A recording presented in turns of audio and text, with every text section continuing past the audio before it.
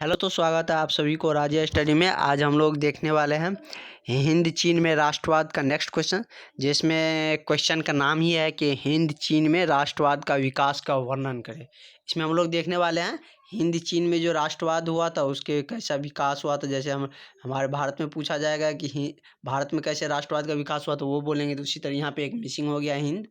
तो हिंद चीन में राष्ट्रवाद के विकास का वर्णन करें।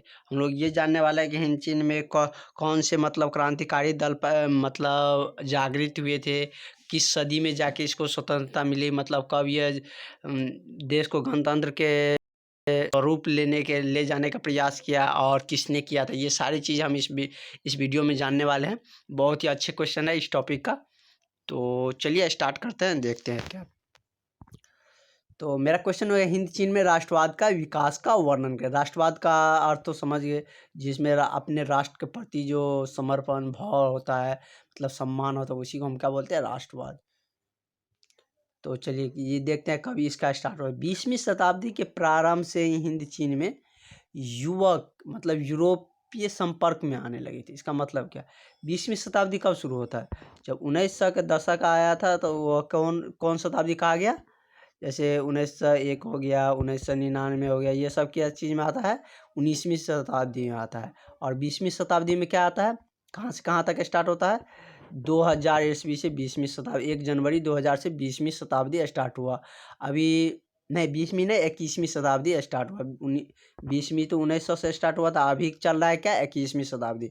अभी जैसे 2020 चल रहा है, 21 चल रहा है, तो वो कौन सी शताब्दी है, मतलब 21वीं शताब्दी है। 2022 भी कौन सा होगा, 21वीं शताब्दी होगा। और 22वीं शताब्दी कब से प्रारंभ होगा, 22वीं शताब्दी होगा 2100 से जब स्टार्ट हो जाएगा ना ईस्वी, तब वो कौन सा शताब्दी स्टार्ट हो जाएगा, 22वीं शताब्दी हो गया। तो आपको शताब्दी भी क्लियर हो गया होगा। तो चलिए देखते हैं, 20वीं शताब्दी के प्रारंभ से ही हिंद चीन के युवक यूरोपीय संपर्क में आने लगे। मतलब हिंद चीन किस में आता था, एशिया महादेश के अंतर्गत आता था। लेकिन 20वीं शताब्दी के आरंभ से वह किसके संपर्क में जाने लगे, मतलब यानी कि यूरोप के संपर्क में जाने लगे। मतलब यातायात के साधन मतलब सुलभ हो गया, आसान हो गया, तो वह मतलब यूरोप कंट्री के संपर्क में भी आने लगे थे। वे फ्रांसीसी के साथ अंग्रेजी की पढ़ाई भी करने लगे थे। फ्रांस के साथ वहाँ पे अंग्रेजी भी सीखने लगे थे वहाँ के युवक। और यूरोपीय देश, उसके बाद क्या है कि यूरोप देश में उन्हें स्वतंत्र तथा परतंत्र में अंतर समझ में आया। जब अपने ही देश में थे तो उसे पता नहीं चल रहा था, उतना अनुभव नहीं हो रहा था कि हम लोग मतलब गुलाम है, तो उससे बहुत ज़्यादा फर्क नहीं पड़ रहा है। मतलब उसको समझ में आता होगा कि ऐसे ही दुनिया चलता है। लेकिन जब वो यूरोप कंट्री के संपर्क में गया तो वहाँ पे देखा स्वतंत्र है, मतलब किसी के मतलब अधीन नहीं है। परतंत्र का मतलब क्या होता है, अधीन, किसी के अधीन। मतलब स्वतंत्रता में क्या अंतर है, मतलब परतंत्र से स्वतंत्रता में क्या अंतर है, यानी कि बहुत सारा डिफरेंस होता है। गुलामी से आज़ादी में बहुत ज़्यादा डिफरेंट होता है ना। मतलब आप कुछ भी कर सकते हैं, यदि आप स्वतंत्र है तो अपने पे डिपेंडेंट है, मतलब अपना मन से जो करना होगा वो करिएगा।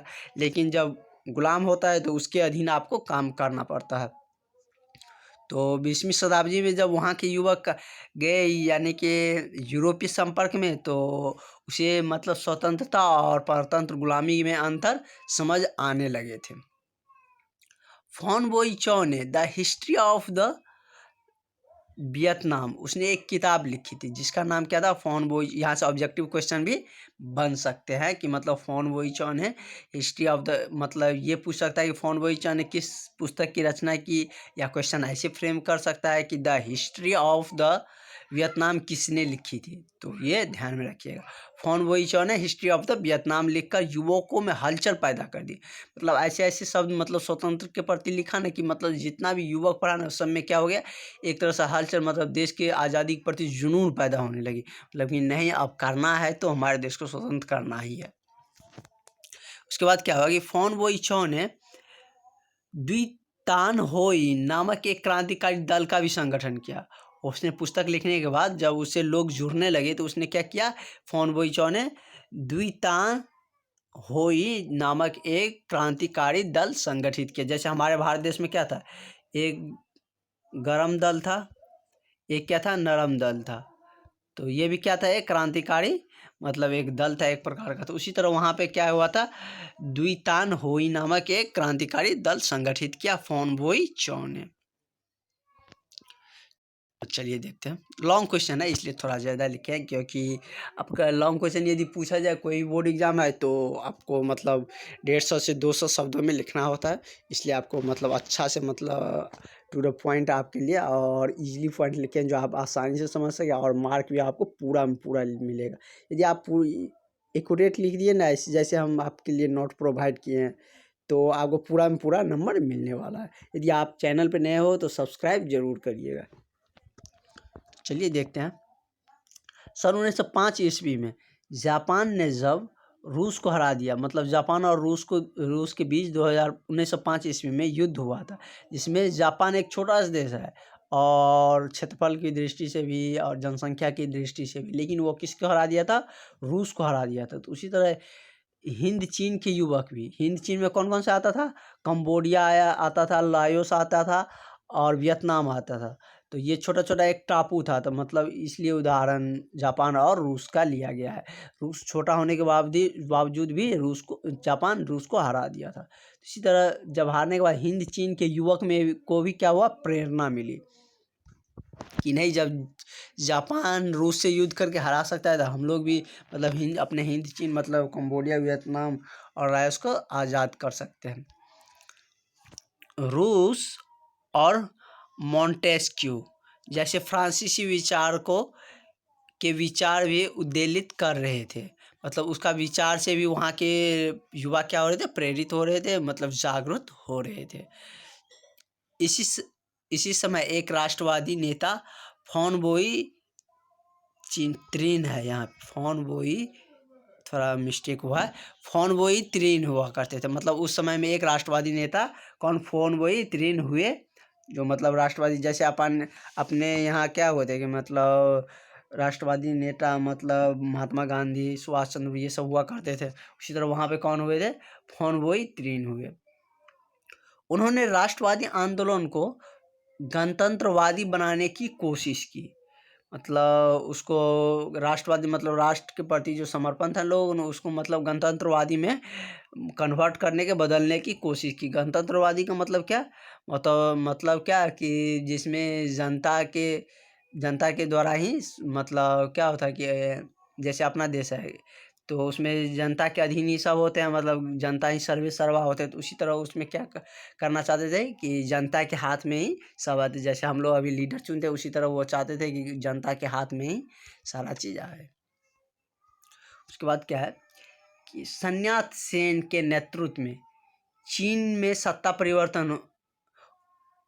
परिवर्तन ने उन्हें और भी प्रेरित कर दिया। मतलब उसी समय में चीन में सत्ता परिवर्तन हो गया था, किसके नेतृत्व में, सन यात सेन के नेतृत्व में चीन में सत्ता परिवर्तित हो गया था, मतलब सरकार बदल गई थी। इस प्रकार छात्रों ने वियतनाम मुक्ति एसोसिएशन भी स्थापना की। वियतनाम पर किसका अधिकार था, लाओस और वियतनाम पर मतलब चीन का ही अधिकार था।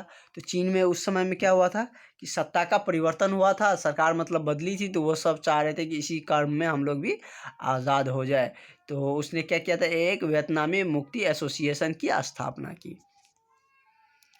उसी समय में क्या चल रहा था, प्रथम विश्व युद्ध हो रहा था। प्रथम विश्व युद्ध 1914 से 1918 के बीच में चला था, 4 साल तक चला था, आपको पता ही होगा। जब प्रारंभ हुआ तो हिंद चीन, यहाँ पे हिंद होगा, हिंद चीन के युवक में भी राष्ट्रवाद की भावना जागने लगी।